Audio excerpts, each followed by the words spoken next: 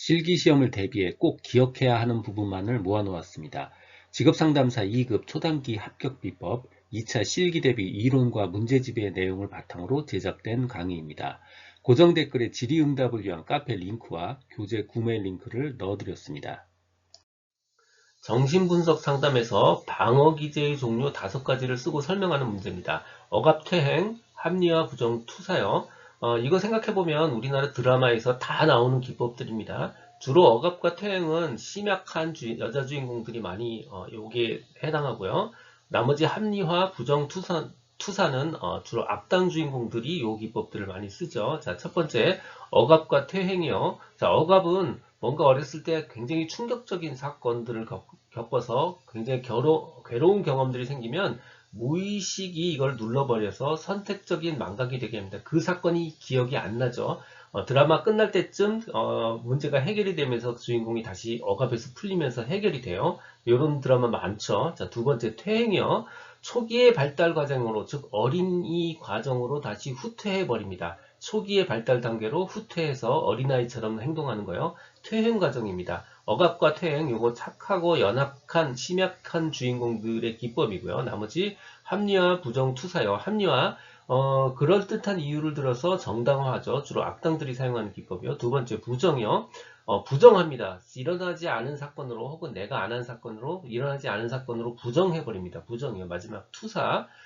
자신이 했던 행동, 이 나쁜 행동을 마치 다른 사람이 한 것처럼 투사시켜버립니다. 즉 합리화, 부정, 투사, 주로 악당 주인공들이 많이 사용하는 기법입니다. 척도의 4가지 유형, 즉 척도의 4가지 타입을 쓰고 설명하는 내용입니다. 척도란 어떤 개념을 수치화시켜서 표현하는 기준이에요. 그러니까 예를 들어서 그냥 공부를 잘한다라는 그 개념을 서열 척도로 표현하면 공부를 3등한다 이렇게 표현할 수 있는 거예요. 이렇게 어떤 개념을 숫자로 바꾸어 낼 수 있는 기준, 이게 바로 척도입니다. 척도에는 모두 4가지가 있어요. 명명척도, 서열척도, 등간척도, 비율척도. 요 이름 기억해 주셔야 돼요. 명명척도, 서열척도, 등간척도, 비율척도요. 첫 번째 명명척도는 어떤 의미는 없고 그냥 이름만 존재하는 거예요. 구분하기 위한 이름만 존재하는 거고요. 사례로는 남자, 여자 이렇게 구분하는 경우가 있습니다. 자, 서열척도요. 순서나 순위가 있어요. 예를 들어서 1등, 2등, 3등, 1등급, 2등급, 3등급 혹은 상중하 이런 식으로요. 순위가 존재하는 척도 바로 서열 척도고요. 등간 척도는 간격이 같다는 뜻이에요. 그러니까 기본적으로 서열 척도의 개념은 이미 가지고 있고요. 서열적 속성은 있고요. 거기에 척도의 단위가 간격이 같아요. 등간격이에요. 척도의 단위가 같은 간격을 가진 척도, 서열 척도의 속성을 가지고 있고 거기에 플러스해서 척도의 단위가 같은 간격을 가진 것, 예를 들어서 1점부터 100점까지 1점 단위로 혹은 4점 단위로 막 나눠져 있는 경우 이게 바로 등간 척도입니다. 비율 척도는요. 당연히 등간 척도의 속성을 가지고 있고요. 등간 척도의 속성이 있으니까 서열 척도의 속성도 당연히 가지고 있고요. 즉 서열 척도, 등간 척도의 속성을 가지고 있고 거기에 플러스해서 그 값들이 비율 정보를 가지고 있는 척도입니다.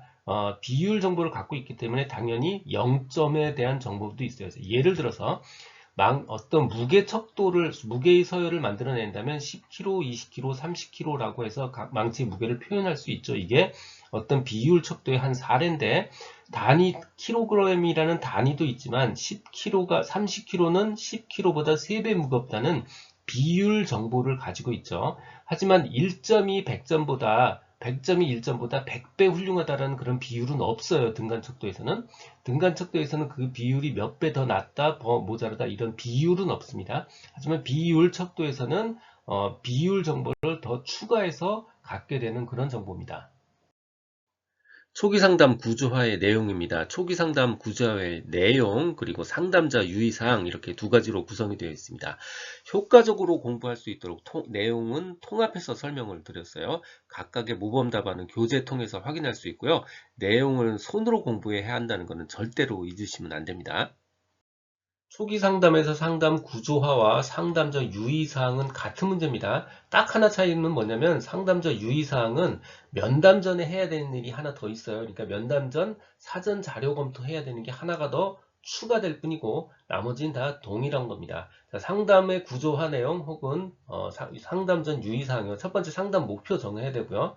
두 번째 상담의 구조화를 진행해야 됩니다. 구조화라는 게 뭐냐면 상담을 언제 하고 절차, 수단, 시간, 장소, 비용 이런 것들을 정하는 게 구조화예요.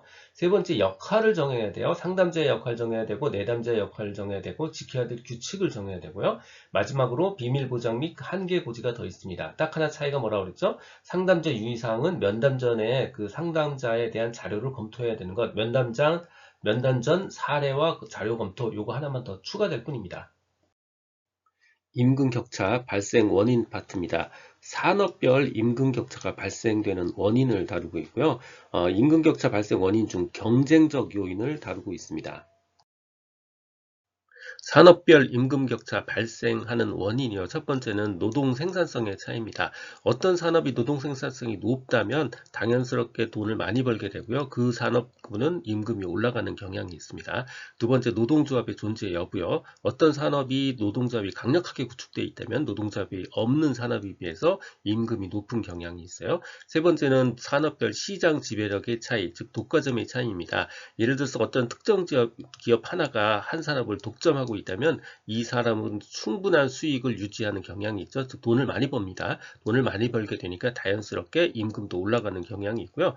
네 번째는 인적 자본 축적이 높은 근로자를 요구하는 산업입니다. 똑같은 선생님이지만 대학 교수님은 박사까지 나와야 돼요. 인적 자본 축적이 높아야 됩니다. 그래서 대학 교수는 다른 직업 선생님에 비해서 임금이 높은 경향이 있습니다. 자, 다시 정리하면요. 첫 번째는 노동 생산성 차이, 두 번째는 노동조합 존재, 세 번째는 산업별 시장 지배력 혹은 독과점의 차이, 네 번째는 인적 자본 축적의 차이입니다. 임금 격차의 경쟁적 요인이요. 생산성 관점, 두 번째 임금 정책적 관점, 그리고 세 번째는 시장의 단기적 불균형도 임금 격차의 요인이 될 수 있습니다. 먼저 생산성 관점에서는 인적 자본량의 차이가 임금 격차의 경쟁적 요인이 되기도 하고요. 생산성의 차이가 임금 격차의 경쟁적 요인이 되기도 합니다. 임금의 정책이 임금 격차를 만들어낼 수도 있어요. 어떤 산업은 보상적 임금 격차가 필요하기 때문에 임금 격차가 생기기도 하고요. 어떤 회사가 효율적 임금 정책을 추진하고 있기 때문에 임금 격차가 발생하기도 합니다. 마지막으로는 시장의 단기적 불균형, 이 부분도 임금 격차의 발생 원인 중에 하나입니다. 톨보트의 집단 직업 상담, 상담 과정에서 나타나는 5가지 활동 유형을 쓰는 겁니다. 자기 탐색, 상호작용, 개인적 정보의 검토, 목표 연결, 직업적, 교육적 정보 획득 및 검토, 합리적 의사결정. 이렇게 주르륵 읽으니까 무슨 말인지 하나도 잘 안 보일 텐데요. 알고 보면 모든 직업 상담은 최종이 그냥 의사결정이에요. 합리적 의사결정. 그리고 대부분은 관계 형성하고 바로 자기 탐색합니다. 그러니까 자기 탐색으로 시작하고 합리적 의사결정하는 게 맨 마지막이고요. 합리적 의사결정 바로 전에가 바로 직업이나 교육의 정보를 획득하고 검토하는 겁니다. 결정을 내리기 전에 정보 획득하는 과정이 바로 전이에요. 그러니까 요 3가지는 무조건 다 공통이고요. 나머지 요 2가지만 집단 직업 상담이기 때문에 나타나는 특이한 현상이에요. 자, 첫 번째, 집단 직업 상담이니까 이 두 번째 단계에서는요, 상호작용을 하게 되고요. 여러 명이니까 상호작용을 하게 되고요. 그리고 그 상호작용을 통해서 개인의 정보를 검토하고 목표와의 연결 작업을 시도합니다. 이 2가지만 특별히 더 기억을 해주시고, 자기 탐색, 그 다음에 직업적, 교육적 정보 획득 및 검토, 합리적 의사결정, 요거는 상식적인 수준으로 적어주시면 됩니다. 고트프레드슨 직업포부 발달 4단계에 대한 설명입니다. 요거 생각해보면 우리가 유아에서 유치원으로 성장하고 초등학생쯤 그 다음에 사춘기 이후로 성장하는 모습을 그대로 표현한 것에 가깝습니다. 그래서 제가 설명에 유아, 유치원, 초등, 중학생 이상 이렇게 썼는데 사실은 요건 답에 들어가면 안 되는 내용이에요. 그냥 설명하고 이해하기 쉽도록 제가 표기해 놓은 겁니다. 정확한 내용은 일단 정확하게 쓰셔야 돼요. 첫 번째 힘과 크기 지향성 단계, 2단계 성역혈 지향성 단계, 3단계 사회적 가치 지향성 단계, 네 번째 내적 고유한 자아 지향성 단계 이렇게 4가지고요. 보통 유아, 그러니까 3에서 5세 정도 되는 애들한테 물어보면 과자를 사달라고 해도 하늘만큼 땅만큼 사달라고 그러고요. 자기 아빠가 제일 세다고 그러고, 즉 힘과 크기를 지향하는 경향이 있고요. 서열, 설득을 이해하는 단계입니다. 그리고 어른이 된다는 걸 알게 되죠. 그리고 유치원 정도에 해당하는 6에서 8세 이 정도 되면 대부분 소꿉놀이 같은 거 되게 좋아하죠. 나는 아빠, 너는 엄마 해서 소꿉놀이가, 즉 한마디로 성 역할에 대한 관심이 굉장히 많은 단계라는 뜻이에요. 그래서 단계 이름도 성역할 지향성 단계고요. 같은 성, 즉 동성의 사람들이 선호하는 직업을 선호하는 그런 경향이 있습니다. 세 번째, 9에서 13세면 대략 초등학교를 다니는 나이예요. 이때는 바로 사회적 가치 지향성 단계인데 학교라는 사회의 가치를 인지하는 거예요. 그래서 학교에서 칭찬받고 이러면 굉장히 좋아해요. 즉 사회적 가치를 그때 처음 알게 되고요. 사회 계층과 사회 질서 의 개념이 발달하고요. 결과적으로 사회적 명성과 관련이 있는 직업들을 선호합니다. 그래서 옛날에는 무슨 과학자나 무슨 이런 거 좋아했었고요. 근데 최근에는 무슨 다 K-팝 스타 한다 그러죠. 이게 바로 다 사회적 명성과 관련이 있는 직업들을 선호하는 경향이 있기 때문이에요. 마지막 대략 중학생 이상에 해당되는 14세 이상이요. 내적 고유한 자아 지향 단계고요. 이때 사춘기를 지나면서 결국 자아 정체감이 형성되고 자신의 가치관과 능력을 이해하게 되니까 결국 거기에 적합한, 능력에 적합한 직업을 선택하려는 경향이 생깁니다. 실존주의 상담에서 궁극적 관심사에 관련한 주제 4가지를 적는 문제입니다. 이 문제는 실제 출제된 사례를 한 번씩 확인해 보실 필요가 있습니다. 내용은 궁극적 관심사에 관련한 주제 4가지를 적는 게 딱 정확하게 쓰여 있지만 실제 출제된 문제를 읽으면 이게 뭘 물어보는지 잘 모르는 경향이 있어요. 꼭 한 번씩 실제 출제된 사례 한번 확인해 보시고요. 자, 주제 4가지요. 첫 번째 자유와 책임, 두 번째 삶의 의미, 세 번째 죽음과 비존재, 네 번째 진정성, authenticity입니다. 물론 이거 말고도 더 있어요. 만약에 다른 거를 알고 있다면 굳이 어렵게 추가해서 외우실 필요 없고요. 자기가 알고 있는 거 4가지 정도 기억하시면 돼요. 첫 번째 자유와 책임이요. 자기 결정적 존재로서, 그러니까 책임이 있는 거죠. 자기 결정적 존재로서 자유와 그에 대한 책임을 진다라는 의미고요. 삶의 의미를 찾기 위해 노력한다. 이게 삶의 의미고요.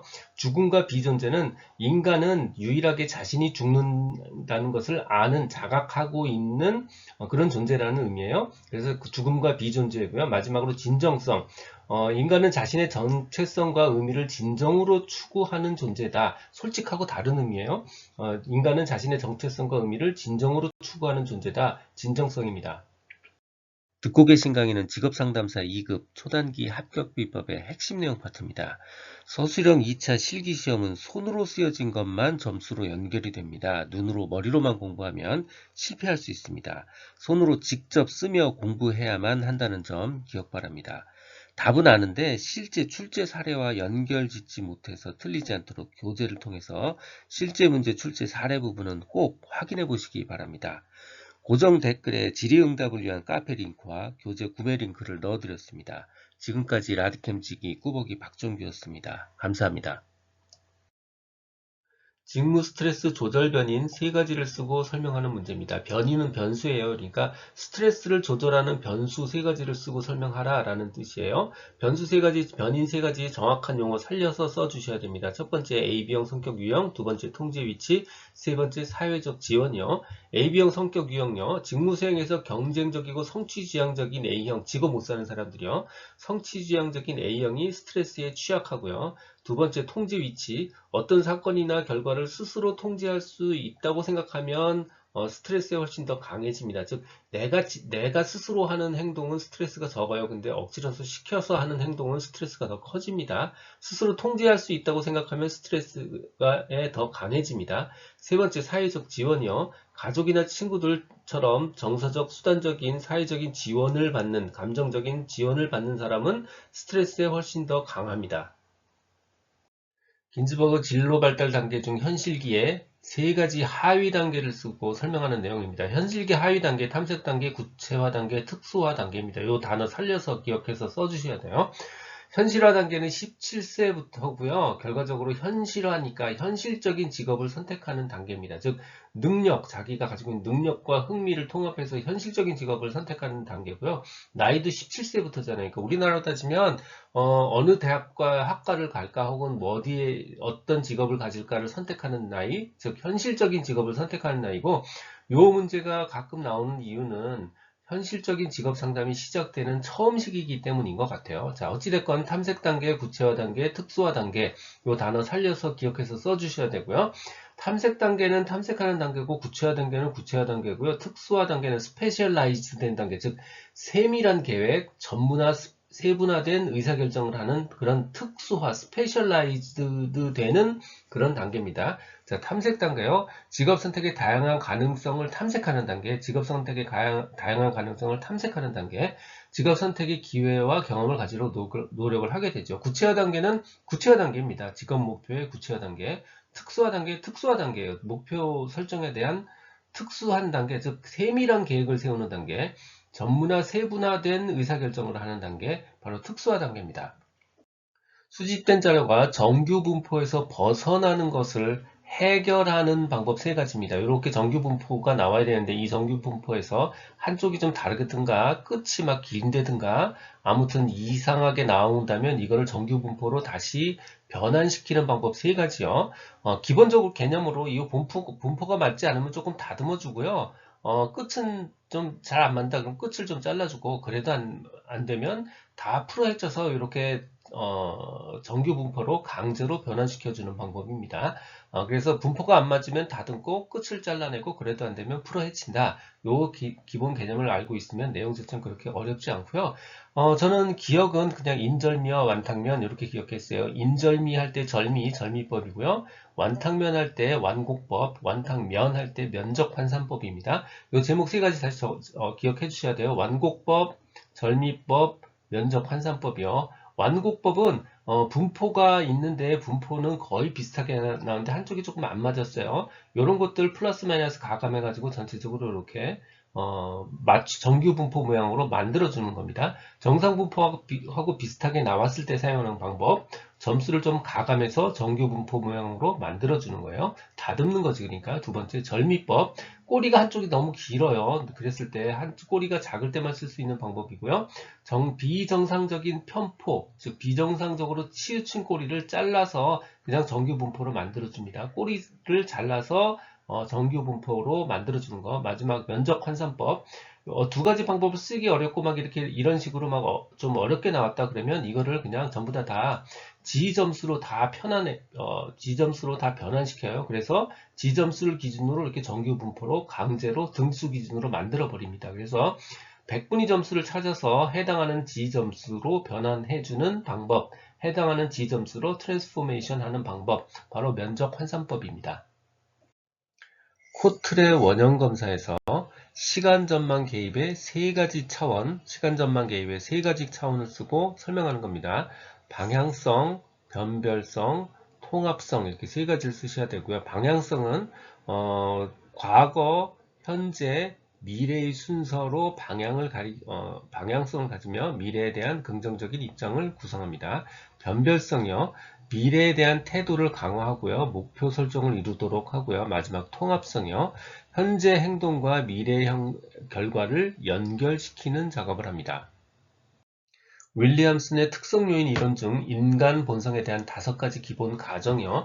특성요인 이론에 아주 쉽게 잘 맞는 거 하나밖에 없어요. 독특한 세계관을 가진다. 인간은 각자 자신마다 독특한 세계관을 가지다. 인간은 다 각자 자기만의 특성이 있다. 다르다. 이런 의미에서 잘 맞습니다. 나머지는 모두 다 선함에 관련한 4가지 항목들이 있어요. 그래서 이름을 좀 바꿨습니다. 윌리엄 선이 아니고 윌리엄 선이에요. 윌리엄 선의 특성 요인 관련 인간관. 첫 번째는 특성 관련 한 항목이 있어요. 독특한 세계관 하나 있고요. 나머지는 선에 관련한 4항목입니다. 선의 잠재력, 선한 생활이란, 선의 본질, 선의 실현이요. 자, 첫 번째. 독특한 세계관을 가진다. 인간은 각자 자신만의 독특한 세계관을 가진다. 나머지는 다 선에 관련된 4가지 항목들이에요. 자, 두 번째요. 인간은 선과 악의 잠재력을 모두 가지고 있다. 인간은 선과 악을 모두 가지고 있다. 잠재력을 모두 지닌 존재다. 세 번째, 선한 생활을 결정한다는 것. 선한 생활을 결정하는 것은 결국 자기 자신이다. 네 번째, 선의 본질이란 자아의 완전한 실현이다. 5번째, 인간은 선을 실현하는 과정에서 혼자 못하고 결국 타인의 도움을 필요로 한다. 인간은 선을 실현하는 과정에서 타인의 도움을 필요로 하는 존재다. 심리검사 제작을 위한 예비 문항 제작 시 고려해야 될 사항 3가지를 쓰고 설명하는 문제입니다. 보통 3가지를 요청하는데 5가지를 요청하는 경우도 있었어요. 그러니까 5가지까지 기억을 해두는 게 좋습니다. 난이도, 변별도, 추측도, 그 다음 적절성, 구조화입니다. 문항의 난이도요. 난이도니까 문항의 쉽고 어려운 정도고요. 문항의 변별도요. 변별하니까 결국 구별하는 거예요. 검사 점수가 높은 사람과 낮은 점수의 사람을 구별하는 거, 변별하는 거예요. 문항의 추측도요. 추측으로 답을 맞출 수 있는 정도요. 문항의 적절성, 문항이 특정 집단에 유리하지 않도록 적절하게 조절되어야 되고요. 문항의 구조화, 문항의 질문이 모호하지 않고요. 구체적이고 명확해야 합니다. 직무 분석 자료의 활용 용도 5가지, 3가지, 4가지, 5가지를 쓰는 문제입니다. 답안 자체는 굉장히 상식적이고 쉬워요. 근데 문제는 뭐냐면 시험장에서 이런 상식적인 거 5가지를 쓰는 게 그리 쉽지 않다는 게 문제예요. 자, 그래서 자, 이해형으로 좀 바꿨습니다. 자, 언제 쓰느냐? 이 직무 분석 자료는 언제 쓰냐? 사람을 뽑을 때 쓰고요. 가르칠 때 쓰고 평가할 때 쓰고요. 관리할 때 써요. 자, 사람을 뽑을 때 언제냐면 모집하고 배치할 때, 즉 모집 선발하고 사람을 배치할 때 바로 사용합니다. 자, 두 번째, 사람을 가르칠 때 쓰죠. 직무 분석 결과 교육하고 훈련하고 경력 개발할 때 씁니다. 교육 및 훈련할 때 쓰고요. 경력 개발할 때 씁니다. 세 번째, 사람을 평가할 때 쓰죠. 직무평가, 수행평가할 때 씁니다. 직무평가 및 직무 수행평가할 때 쓰고요. 마지막으로 관리할 때 쓰죠. 인력계획 및 관리, 안전관리할 때 씁니다. 인력계획 및 관리할 때 쓰고요. 안전관리할 때 씁니다. 이렇게 3개, 4개, 5가지 기억나는 순서대로 적어주시면 됩니다. 적정 임금 상승 이 문제는요, 푸는 공식은 문제에 주었고요. 대신 한 가지씩 함정을 파두었습니다. 자, 요거 정리해 드릴게요. 자, 푸는 공식이요. 뭐라고 쓰였냐면, 임금 상승률은 노동 생산성 상승률과 일치시켜야 한다라고 쓰여 있죠. 이게 바로 공식입니다. 적정 임금 상승률은, 아까 임금 상승률은 1인당 노동 생산성의 증가율과 같아야 되는 거예요. 임금 상승률은 1인당 생산성 증가율과 같아야 되는 거예요. 자, 이게 공식이고요. 한 가지 함정이 있다 그랬죠. 자, 얘는 부가가치 생산성이지 순부가가치 생산성이 아니에요. 자본 비용을 포함해서 계산하는 게 순부가가치고요. 그걸 포함하지 않고 계산하는 게 그냥 부가가치입니다. 그러니까 이 문제에서 자본가 비용이 얼마다 이건 순전히 함정입니다. 그러니까 이 문제에서 자본 비용은 그냥 지워버리시면 돼요. 지워버리시고 계산하시면 되고요. 최종 적정 임금 상승률이 1인당 부가가치 생산성 증가율과 같다라는 걸 놓고 풀면 되는 겁니다. 자, 최종부터 정리해 볼게요. 명목 임금률과 결국 1인당 부가가치 생산성 증가율은 같은 겁니다. 자, 그러면 1인당 부가가치 생산성 증가율을 구하면 되죠. 즉 1인당 부가가치 생산성 증가율을 구하면 되는 겁니다. 그런데 1인당 부가가치 생산성 증가율을 구하려면 결국은 1인당 부가가치 생산을 1인당 부가가치를 구하면 돼요. 1인당 부가가치 증가율을 구하려면요. 1인당 부가가치를 구하면 돼요. 그런데 1인당 부가가치를 구하려면요. 결국 그냥 부가가치를 구하면 돼요.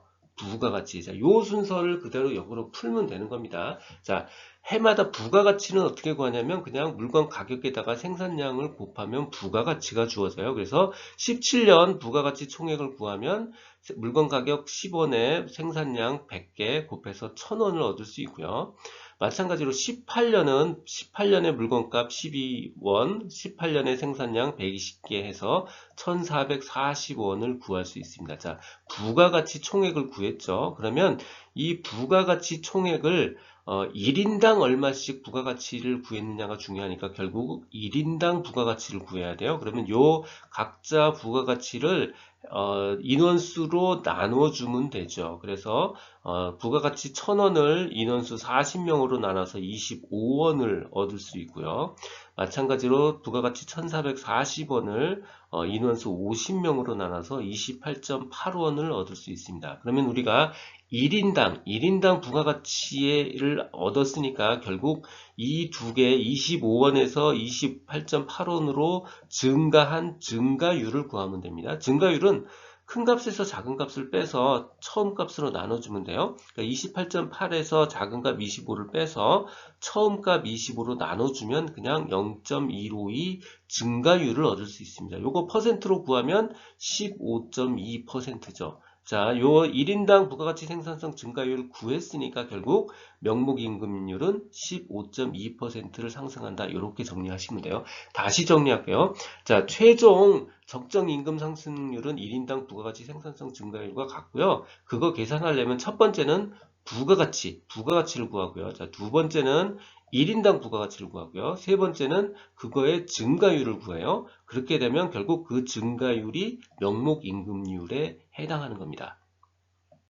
지금까지 라디캠지기 꾸벅이 박종규입니다. 지금 화면 좌측 상단의 재생 목록을 누르면 필요한 부분을 선택해서 들을 수 있습니다. 도움이 되셨다면 좋아요, 구독 부탁합니다. 감사합니다.